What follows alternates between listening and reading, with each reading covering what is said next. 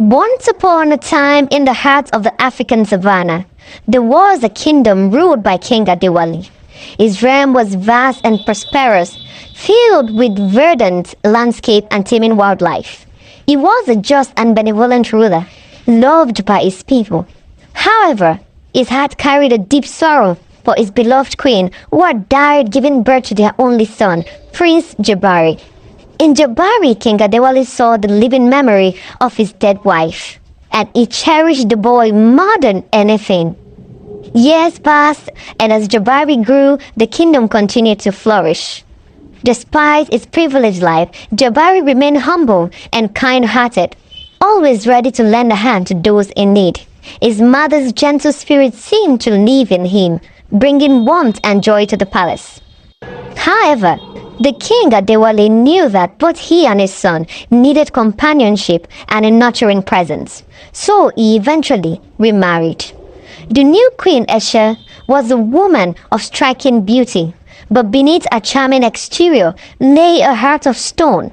She had a daughter from a previous marriage named Zuri, who mirrored her mother's temperament. Although the king hoped that his new family would bring joy and healing to the palace, the reality was far from his expectation. In the presence of the king Adewale, Eshe and Zuri treated Jabari with kindness, hiding their true feelings. But when the king was away, their facade crumbled.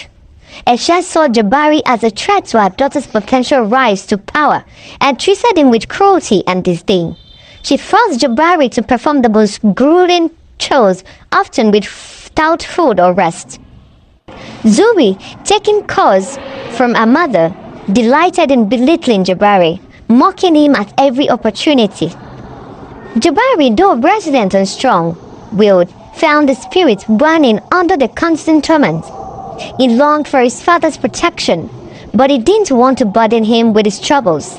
Despite the pain, he held on to love he had for his father and the hope that things might one day improve.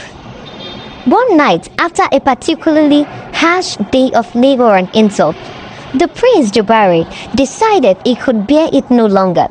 He quietly packed a small bag with some bread and water, and under the cover of darkness, he slipped out of the palace. With tears in his eyes, he ran into the dense bush that surrounded the kingdom, seeking refuge among the trees and animals. Though scared, Jabari felt a sense of freedom. The chirping crickets and rustling leaves seemed to welcome him into their world, far from cruelty of his stepmother and stepsister. The next morning, when King Adewale discovered Jabari was missing, he was frantic with worry. He immediately ordered a search throughout the village and the surrounding areas. The entire kingdom was mobilized to find the young prince. Days passed, but there was no sign of the young prince Jabari. The king's worry grew into a gunning despair. He roamed the palace hall, haunted by memories of his late wife and now possibly his lost son. Meanwhile, Jabari, though frightened and lonely, found solace in the bush. He befriended the animals and learned to find food and water. He built a small shelter from branches and leaves, and every night he would look up the stars, wondering if his father was looking for rain. Despite his fear, he felt a sense of belonging among the wilderness. Back at the palace, a loyal servant named Malik could no longer bear to see the king's anguish. Malik has been silently observing the cruel treatment Jabari has endured, and his heart ached for the young prince. Summoning all his courage, he approached the king. "My king," Malik began, his voice trembling with both fear and determination. "There is something you must know about your wife and daughter." King Adewale listened intently as Malik recounted the horrors that Jabari had endured. With each word, the king's face darkened with a mix of anger, sorrow, and shame. He could not believe he had been so blind to the suffering of his beloved son.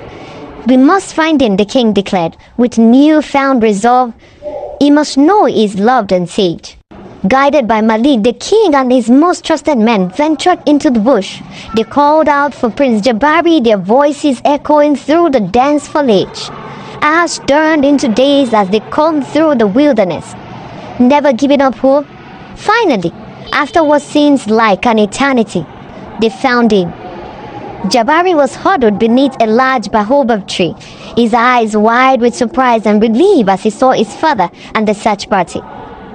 Tears streamed down King Adewale's face as he embraced his beloved son.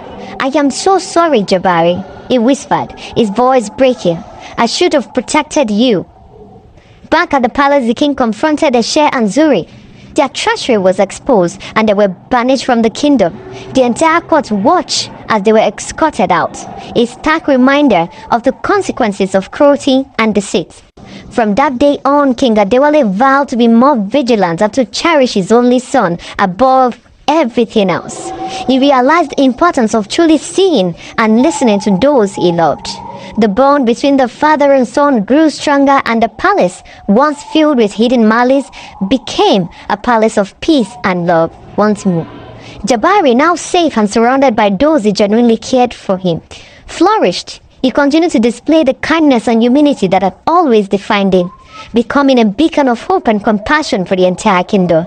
As he grew, he learned the art of governance from his father, preparing to one day lead the kingdom with the same wisdom and justice that his father did.